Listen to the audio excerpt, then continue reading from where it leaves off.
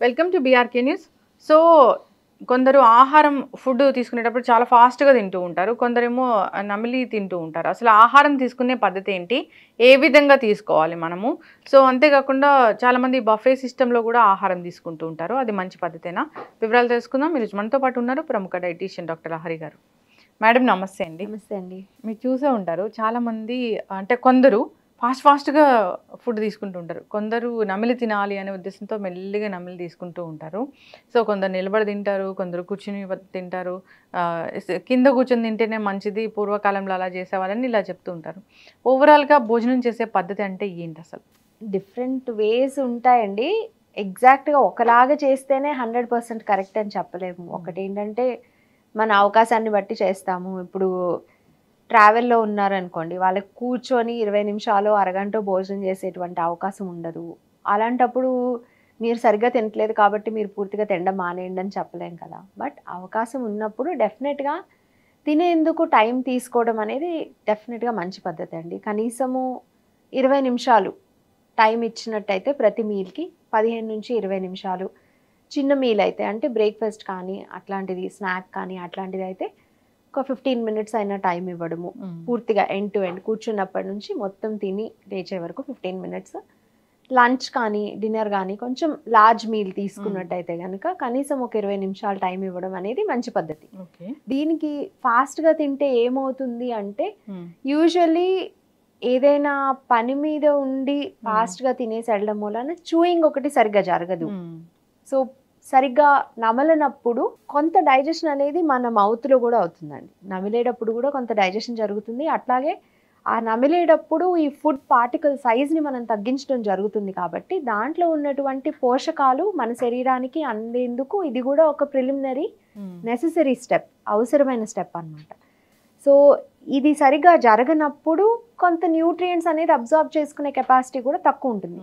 ఇంకోటేంటంటే ఇక్కడ గ్రైండింగ్, నోట్లో గ్రైండింగ్ సరిగ్గా జరగకపోతే స్టమక్‌లో గ్రైండింగ్ జరగాల్సుంటుంది.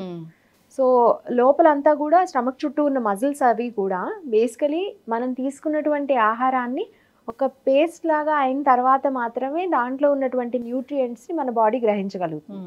దానికోసమని నోట్లో సరిగ్గా చూయింగ్ జరగనప్పుడు స్టమక్ చూయింగ్ అనేది అవసరమవుతుంది. It's not an actual term but chyme preparation అంటారు. అది చేయాల్సొస్తుందన్నమాట బేసికలీ ఇన్ ద స్టమక్.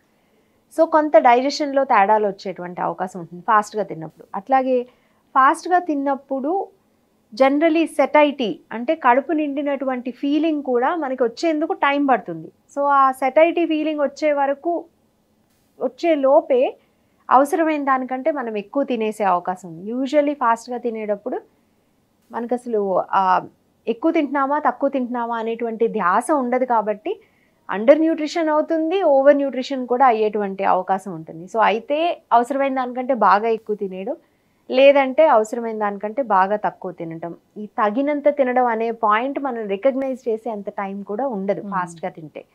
ఈ 2 ఫాస్ట్‌గా తినడం వలన వచ్చేటువంటి నష్టాలని చెప్పుకోవచ్చు. ఓకే. అయితే స్లోగా తింటే ఏమవుతుంది అంటే ఎక్కువసేపు తినటం వలన కూడా అంటే అరగంట, ముప్పావు గంట ఇది జనరల్లీ మనం ఈధర్ పిల్లల్లో చూస్తూ ఉంటాము. ఎందుకు వాళ్ళకి బాగా డిసింట్రెస్ట్ ఉంటుంది. తినేందుకు అసలు ఇంట్రెస్టే ఉండదు కాబట్టి ఆ పెట్టే వాళ్ళు తోసి పెడుతూ ఉంటారు కాబట్టి ఇది తినే వరకు నువ్వు ఇక్కడి నుంచి కదలడం కుదరదు అనేటువంటి రూల్స్ సెట్ చేస్తారు కాబట్టి నెమ్మదిగా ప్లేట్‌లో పెట్టింది తింటారు. నెమ్మదిగా పిల్లలకి ఆ అలవాటు as they grow older and all అది పోతుందండి. పిల్లల విషయంలో ఇది పెద్ద కన్సర్న్ కాదు యాక్చువల్లీ.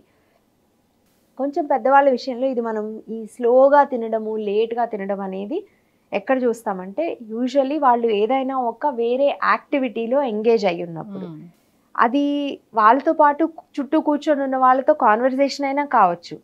ఫోన్ చూడటం కావచ్చు, పుస్తకం చదవడం కావచ్చు, టీవీ చూడటం కావచ్చు. బేసికలీ ఫోకస్ అనేది ఆ ధ్యాస అనేది తినేటువంటి ఆహారం మీద కాకుండా చుట్టూ ఎక్కడున్నా సరే అది మనం అన్‌ఫోకస్డ్ యాక్టివిటీ కిందే చెప్తాం కదా! సో, ఆ ధ్యాస ఆహారం మీద లేకుండా చుట్టూ ఎక్కడైనా ఉన్నప్పుడు ఎంత తింటున్నాము, ఏం తింటున్నాము అన్నది రిజిస్టర్ అవ్వదు కాబట్టి ఇక్కడ కూడా అండర్ నరిష్‌మెంట్ కానీ, ఓవర్ నరిష్‌మెంట్ కానీ అయ్యేటువంటి అవకాశం ఉంటుంది.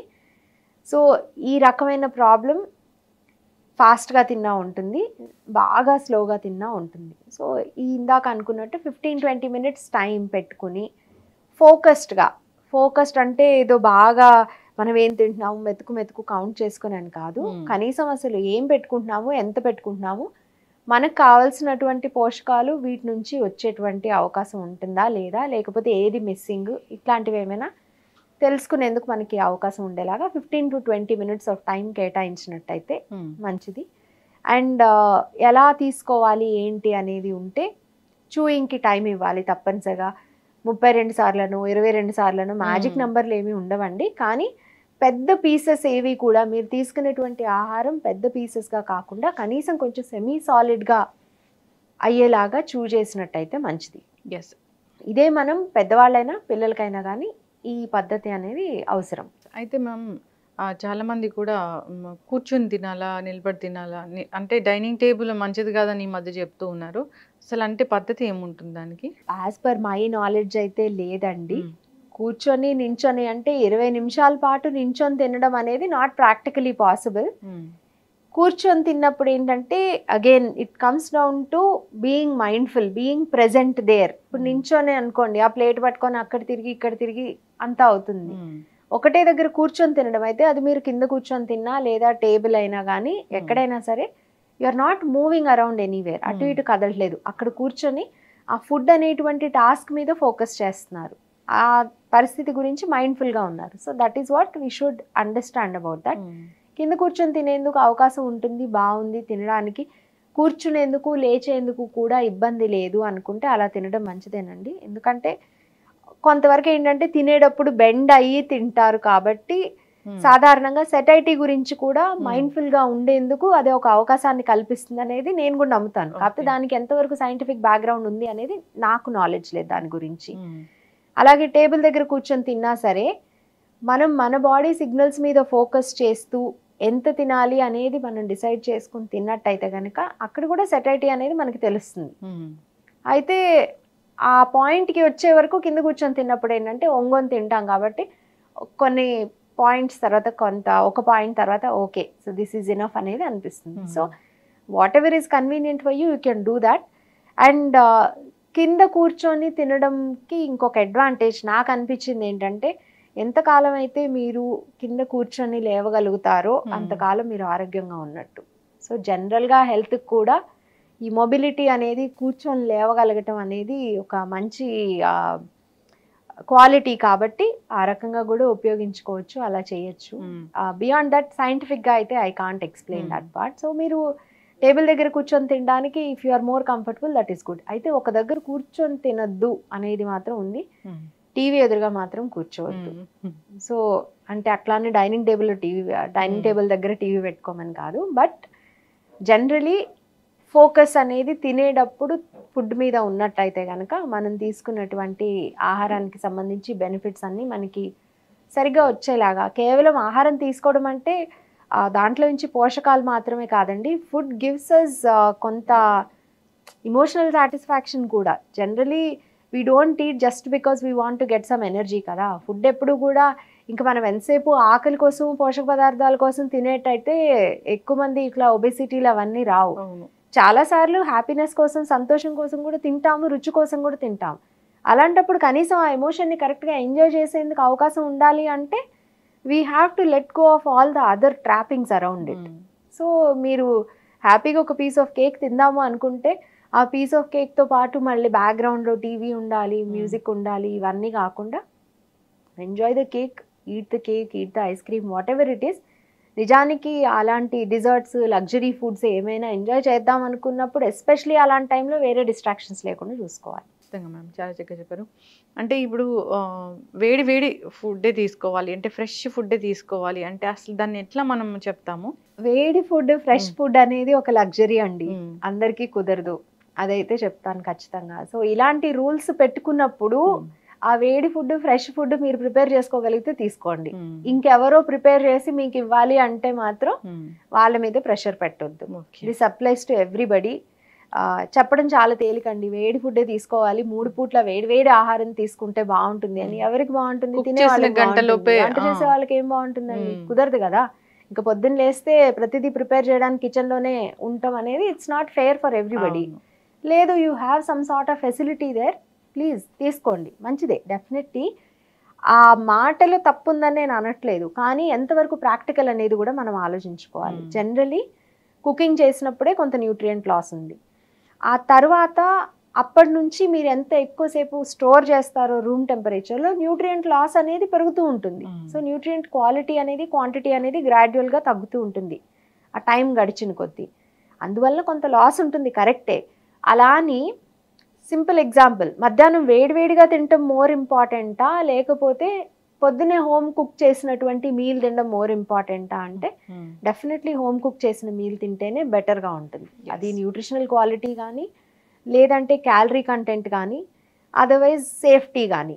అలా కాకుండా వేడివేడిగా తినడానికి మనం ప్రయారిటీ ఇచ్చి పక్కనే ఏమైనా ఒక రెస్టారెంట్ నుంచి ఆర్డర్ చేసామనుకోండి, అక్కడ మనకి ఆ క్వాలిటీతో కానీ, ఇచ్చేటువంటి క్వాంటిటీతో కానీ, అలాగే సేఫ్టీతో కానీ మనకేం కంట్రోల్ ఉండదు, వాటి మీద మనకేం కంట్రోల్ ఉండదు. సో వేడిగా తినడం అనేటువంటి క్వాలిటీ మీట్ అయింది, బట్ మిగతా అన్నీ ఏం చేస్తాము? సో ఈ రకంగా మనం ఎలా బ్యాలెన్స్ చేసుకోగలమో చూసుకొని అటువంటి డెసిషన్ తీసుకోవాలి తప్ప రిజిడ్గా నేను వేడిగా ఉన్నదే తింటాను, లేకపోతే ఇప్పటికిప్పుడు పొయ్యి మీద నుంచి ప్లేట్లో పెట్టుకుని తింటాను, ఇట్లాంటి అందరికీ కుదరదు. ఖచ్చితంగా మ్యామ్, చాలా చక్కగా చెప్పారు. చక్కటి ఇన్ఫర్మేషన్ అండి. అసలు భోజనం ఎలా చేయాలి, చేసే పద్ధతి ఏందని. అయితే 3 పూట్ల భోజనం అవసరమా?